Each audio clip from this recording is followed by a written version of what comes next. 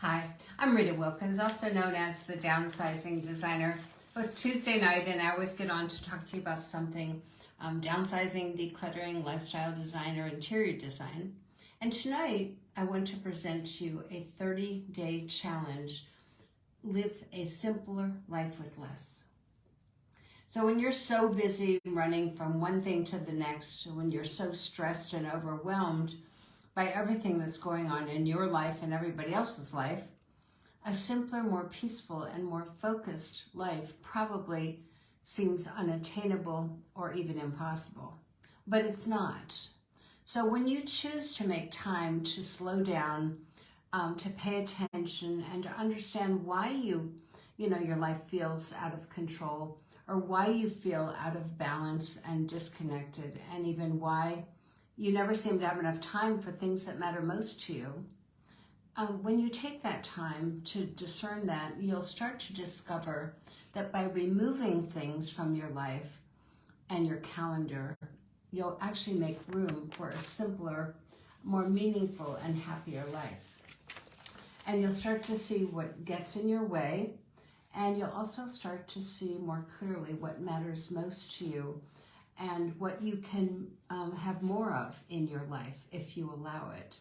And you'll also start to see what you need to change in order to have more time and freedom to experience that simpler, more peaceful life with less. And to help you accomplish this, I've created a new 30-day challenge to live a simpler life with less. And it'll provide you 30 daily prompts that will help you be inspired, help you reflect, and focus on what matters most to you.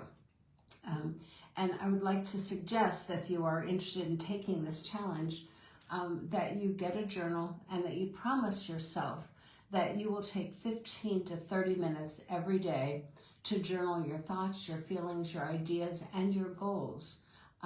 So that at the end of the 30 days, you'll start to live a more intentional life. You'll prioritize what matters most to you, and everything will be much more aligned, so you're not going to feel out of control.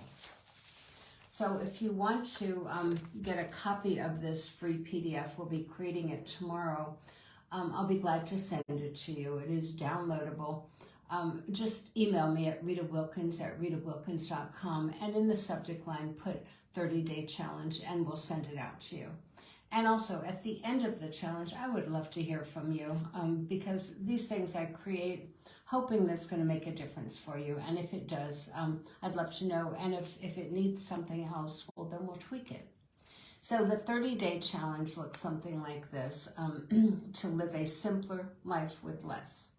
So on day one, the prompt is describe how you feel right now, physically, emotionally, mentally. Day two, what are you worried about, stressed about, and why? Day three, what would make you feel more peaceful right now, and how can you have that? And day four, what's stopping you from having that simpler, less stressful life? What do you need to let go of? And day five is list the top 10 things that matter most to you and why. And then the next day, narrow that list down from 10 to your top 3 on what matters most to you. So this is going to help you start to focus and just fine tune what you really want to make a difference in your life in terms of just what can you reduce. So day 7, are you prioritizing putting time, energy, and resources to what matters most to you right now? And if you're not, why not? None of this is judgment. It's more just self-reflection. Day 8 is describe your typical day in detail. And day 9, I want you to look at your calendar right now for that next 30 days. And what are the things that you're doing that take away from that simple life, that cause a lot of stress, and that could be eliminated or certainly reduced to give you more time for what matters most to you. Day 10, I want you to start visualizing, what does that perfect day look like, that stress-free day? What are you doing? Who are you with? Where are you? And then the next day, day 11, plan that stress-filled day and put it on your calendar. And at the same time, remove something else that doesn't need to be there. And day 12, describe what it would feel like to have many more of those stress-free days. Day 13, plan another stress-free day and put that on your calendar and remove something else. And day 14, what are you really good at? What do you love doing? What are your strengths? And what do you have fun at? Make a big list there. And how can you have more of that in your life and put that on your calendar each day? And what do you want less of? So same exercise. So all of those things that you really don't enjoy doing. I mean, for me, it's always been paperwork, which is why I have a wonderful VA who does a lot of my paperwork. But, you know, you just find out those things that you don't love doing. It takes up time. It causes stress and angst. So anyway, certainly you could farm it out or just take it off your calendar if it doesn't really need to be there at all. Day 17, do your daily actions and your lifestyle choices align with what you value most? This is really critical. So what you're doing every single day, you know, whether you get up in the morning. So for me, a daily routine would be get up early, get outside, get my coffee, and journal, pray, and kind of plan my day. And then do some stretching and that kind of thing. But without that daily routine, I just feel like the day doesn't go quite as well. So what are your daily actions and your lifestyle choices that you value and that you want more of? And what areas of your life are completely out of balance? So it could be that you're in the car all the time, but you really don't want to spend all the time in the car. It used to be that you were at the office too late. Maybe that's not the case now, but are you spending too much time at the computer? So day 19, what changes do you need to make to feel more fulfilled and empowered? So the goal is that you're empowered, that you can make these changes, create new habits so that your calendar and your life are simpler and more manageable and also just more enjoyable. So what boundaries can you set around anything that's not serving you, your personal growth and your personal happiness? Day 22, how can you reset those goals and reclaim your time and energy to align with what matters most rather than let someone else guide your schedule and your life? And day 22, list 5 things that you're going to say no to on that particular day or that particular week that will help you get your life back.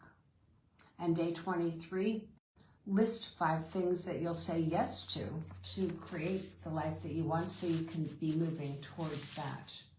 And day 24 is, this is so important, schedule a self-care day. I like to do this about once a week. You know, it doesn't have to be that indulgent, but do only the things that make you happy, let you relax, and let you recharge. Day 25 is immerse yourself in one thing that you love doing so much you're going to lose all track of time. For me, it's writing or doing my drafting work for my design. I don't even know what time it is when I'm doing those kinds of things. So whatever it is that gives you that kind of joy and you can dig in so deeply that you just lose time.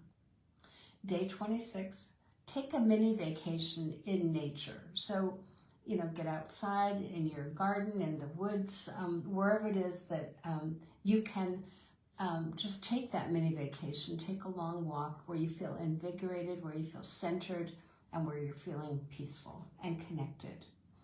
And day 27 is exactly the opposite, and that's disconnect. Treat yourself to a day without any TV, without news, without the phone, without social media, without anything that is distracting. And then day 28 is have a play date with your spouse, with your significant other, a dear friend, and rediscover the wonder, the childlike joy. For me, a play date is oftentimes with my granddaughter because she teaches me things that I've forgotten. You know, how to play, how to have fun, how to laugh till you're almost sick. And then day 29 is list 10 ways you can make time on your calendar each month to live that simpler life. So, you know, over the course of 28, 29 days, and now on day 29, you're actually going to make that list of what can you do moving forward. And then day 30 is if you've followed all the 30-day prompts, how has your life changed? And how can you apply that as you move forward?